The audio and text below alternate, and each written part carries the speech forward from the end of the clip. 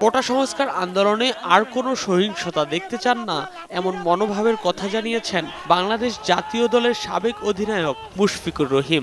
জাহাঙ্গীরনগর বিশ্ববিদ্যালয়ের শিক্ষকদের হেনস্থা হওয়ার ব্যাপারটিকে খুবই নিন্দনীয় বলে উল্লেখ করেছেন এই উইকেটকিপার ব্যাটসম্যান।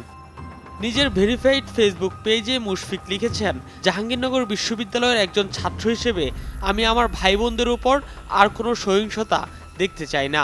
আমার শিক্ষকেরা যারা অতুলনীয় সাহস দেখিয়ে তাদের ছাত্রছাত্রীদের রক্ষা করতে গিয়ে আহত হয়েছেন, তাদের প্রতি অতল শ্রদ্ধা।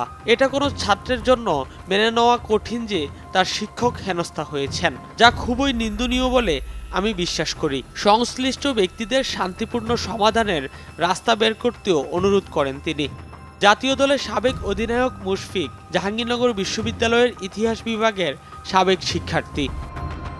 টাইগার অলরাউন্ডার মেহেদী হাসান মিরাজও কোটা সংস্কার আন্দোলন নিয়ে নিজের অভিমত জানিয়েছেন।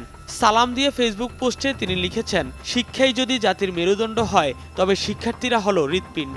আমি চাই না আর রক্ত ঝরুক, খালি হোক কোনো মায়ের কোল। শান্তি চাই, শান্তি চাই। এর আগে দেশে চলমান এ আন্দোলন নিয়ে প্রতিক্রিয়া জানান তাওহিদ হৃদয়, শরীফুল ইসলাম, তানজিম হাসানরা।